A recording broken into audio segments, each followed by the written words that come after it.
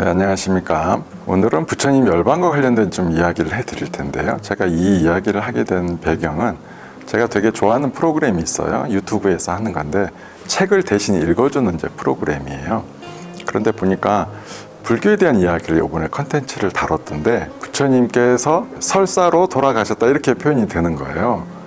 그리고 이제 옆에 있는 아나운서들도 막 웃고 막 이런 걸 보고 그 표현이 잘못됐느냐? 네, 크게 잘못되진 않았다. 하지만 상징적 의미들이 있거든요. 그것에 대해서 조금 더 자세히 풀어보도록 하겠습니다.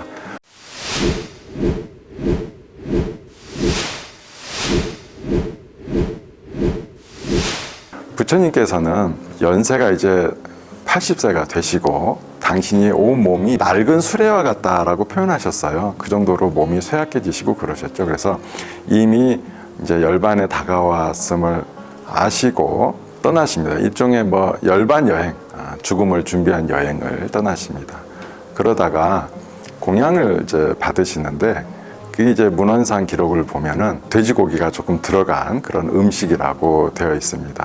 불교는 기본적으로 여러분들이 우리 한국 불자들은 당연히 채식이라고 생각을 하겠지만 기본적으로 불교는 채식은 아닙니다. 불자들이 주는 공양은 어떤 것이든 다 받아줘야 할 의무가 있기 때문이죠. 그래서 그 음식을 받았을 때 당신은 그 음식이 어떤 음식인지 정확히 알고 계셨어요. 그러니까 그 음식을 먹는 순간 탈이 날 수 있다는 것을 알고 계셨습니다. 그래서 이렇게 표현합니다. 마지막 공양을 낸 사람이 쭌다라는 사람인데 그 사람이 준 음식에 분명히 독이 들어있음을 알았어요. 근데 독이 들어있다기보다는 상했다고 이제 이해하는 것이 나을 것입니다.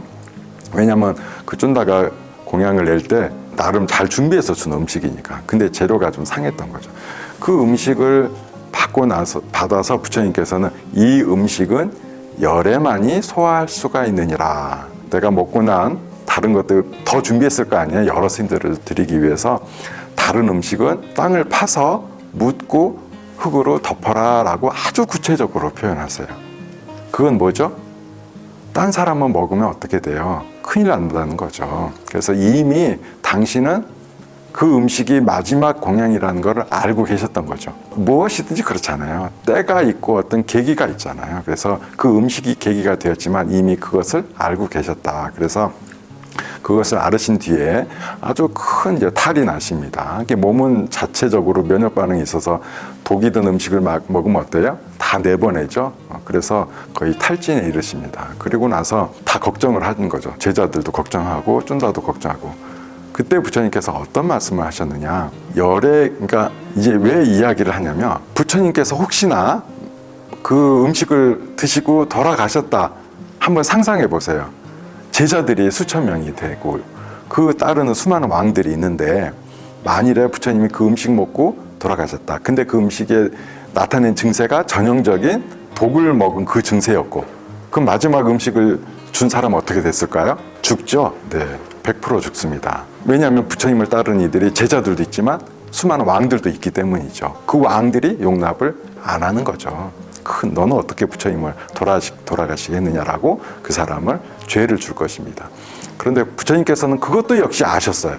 본인이 그 음식을 드시고 열반에 드시면서 혹시나 그 음식을 준 사람에게 피해가 끼칠까봐 특별 본문을 하십니다. 뭐라고 하시냐면 열애에게 공양을 낸 것 중에 두 가지 특별한 공양이 있다. 하나는 성도하기 직전에 고행을 마치고 준 수자타의 공양이고 그리고 나에게 마지막 공양을 베푼 쭌다의 공양이니라 라고 굳이 말씀을 하세요. 그건 왜 그렇겠어요? 네, 짐작하시다시피 쭌다의 목숨이 그러니까 왕들이나 또는 다른 제자들이 쭌다의 목숨을 해칠까봐 하셨던 법문입니다. 이미 당신은 사실은 그럴 수 있어요. 그 음식 때문에 딱히 안 돌아가시고 다른 음식 때문에 돌아가셨다 하더라도 이 상황은 똑같았을 것이라 짐작이 되어집니다. 그것을 보면 부처님께서는 굉장한 자비심을 갖고 있다는 것을 우리가 알 수가 있는 거죠.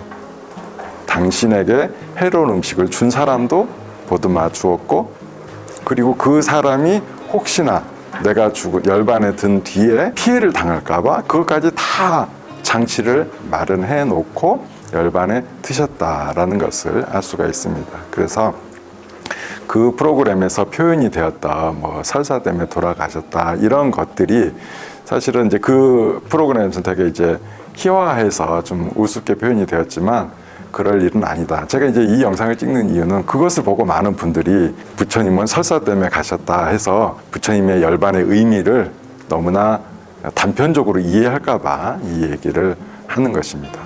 그 배경과 그 이후의 이야기들을 보면 오히려 부처님 열반이 더 성스럽고 또 크나큰 자비를 베풀었음을 우리는 알 수가 있습니다.